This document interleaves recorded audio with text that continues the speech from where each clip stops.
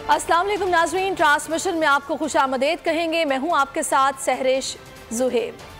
नाज़रीन, ढूंढोगे अगर मुल्कों मुल्कों, मिलने के नहीं नायाब हैं हम। मैं बात करूंगी दुख्तर मशरिक़ बेनज़ीर भुट्टो की। शहादत के 15 साल बाद भी मोहतरमा के कत्ल का मुअम्मा हल न हो पाया। बेनज़ीर की सियासी जद्दोजहद, साहने कारसाज, साहने लियाकत बाग और बेनज़ीर कत्ल केस की तहकीकात जो कि अभी तक जारी हैं। इस केस का अभी कोई हल नहीं निकल सका। 15 साल गुजर चुके हैं और एक ऐसी कमाल की शख्सियत, ऐसी करिश्माती शख्सियत और ऐसी काबिल खातून, इस्लामी दुनिया की पहली खातून वज़ीर आज़म, पाकिस्तान की पहली खातून वज़ीर आज़म, जिनको दिन दिहाड़े कत्ल कर दिया गया, और ज़हीन, दानिश्वर, काबिल शख्सियत, अगर वो हम में मौजूद होती तो वो कौम की माँ थी।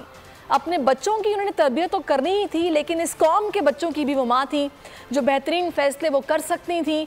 शायद ये खला कभी पुर नहीं हो पाएगा। इसी सारी सूरत हाल पर बात करेंगे कि उनका किरदार, उनकी शख्सियत, उनकी सियासी जद्दोजहद, अगर आज वो मौजूद होती तो पीपल्स पार्टी कहाँ खड़ी होती, इस पर आज हम बात करेंगे। और इस पर बात करने के लिए हमें स्टूडियोज़ में ज्वाइन कर चुके सीनियर एनालिस्ट हैं नज़ीर लगारी साहब। लगारी साहब, बहुत शुक्रिया आपके वक्त का। और लाड़काना में उनकी बरसी के हवाले से गढ़ी खुदाबख्श में इंतजामात भी किए गए हैं। वहाँ पर क़यादत पीपल्स पार्टी की मौजूद है, दुनिया भर से लोग आए हैं। शहजाद अली इस वक्त हमारे साथ मौजूद हैं। पहले मैं चाहूँगी वहाँ की सूरत हाल जानने, उसके बाद लगारी साहब से बात करेंगे। शहजाद, बताइएगा तैयारियाँ क्या देख रहे हैं आप, क्या सूरत हाल है यहाँ पर?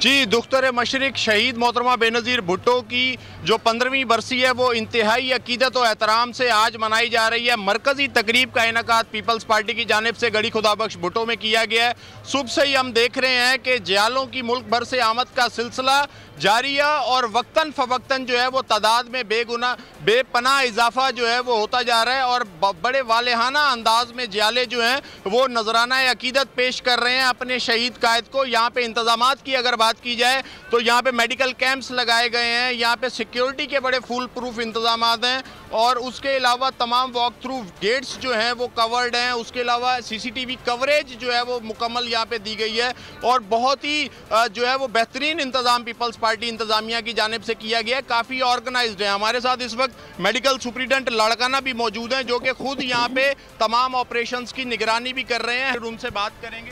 सर, क्या कहना चाहिए? बिस्मिल्लाहिर्रहमानिर्रहीम। शहजाद, आपकी बड़ी मेहरबानी।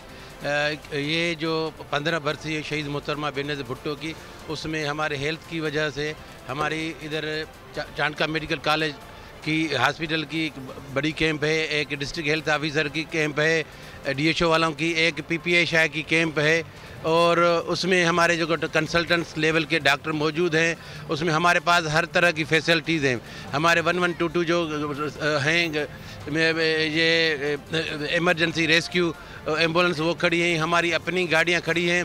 हमारे पास जो है ना ऑक्सीजन का जो के सिलेंडर वगैरह हैं और उधर ECG और जो भी मेडिकल कवरेज है उसमें यहाँ पर सिक्योरिटी के भी सख्त इंतजाम किए गए हैं और मेडिकल एड के भी प्रॉपर इंतजाम किए गए हैं। आपसे मजीद भी हम जानते रहेंगे। और पीपल्स पार्टी के सीनियर रहनुमा प्रोफेसर ND खान की बोल न्यूज़ के नुमाइंदे इरशाद संजरानी से खुसूसी गुफ्तगू हुई, जिसमें अहम तारीखी वाक़या बताते हुए उन्होंने कहा कि 18 अक्टूबर 2007 को बेनज़ीर वतन वापस पहुंची तो कारसाज धमाके के अगले रोज़ पार्टी की सेंट्रल एग्जीक्यूटिव कमेटी के तवील इजलास के बाद उन्हें सिक्योरिटी खदशात से आगाह किया गया था। उन्होंने क्या कहा, आइए सुनते हैं। के वर्क के अहम जो वाक़यात के हवाले से पीपल्स पार्टी के अहम रहनुमा जुल्फ़िकार अली भुट्टो साहब के साथ भी काम किया, शहीद मोहतरमा बेनज़ीर भुट्टो साहब के साथ काम किया, आसिफ जरदारी साहब के साथ, बिलावल भुट्टो के साथ भी काम कर रहे हैं। जो मोहतरमा बेनज़ीर 27 जो 2007 को वापस आई थी 18 अक्टूबर को, उसके बाद एक पीपल्स पार्टी का अहम इजलास हुआ था। उसमें प्रोफेसर ND खान ने इंतहाई अहम बात की थी मोहतरमा बेनज़ीर भुट्टो से। वो वाक़या क्या है उन्हीं की ज़बानी जानते हैं। आपने तारीख़ के वो दर्दनाक अवराक़ जो से पलटा है। बुनियादी बात यह है कि मोहतरमा जब जलावतनी से वापस आई तो एक मेहमत गैदरिंग थी। मेरा ख़्याल है अखबारात ने भी इसका जायज़ा लेते हुए कहा था कि तकरीबन 30 लाख अफराद जो थे वो उनका इस्तकबाल करने के लिए एयरपोर्ट पर पहुँचे थे। मुझे याद है कि मुझे ठट्टे से टेलीफोन आ रहे थे कि हमारी एक गाड़ियाँ तो यहीं स्टक हो गई हैं, हम कहाँ हैं। मैंने कहा वहीं खड़े रहें, आप भी फिर जलसे का हिस्सा और जुलूस का हिस्सा बन जाएंगे।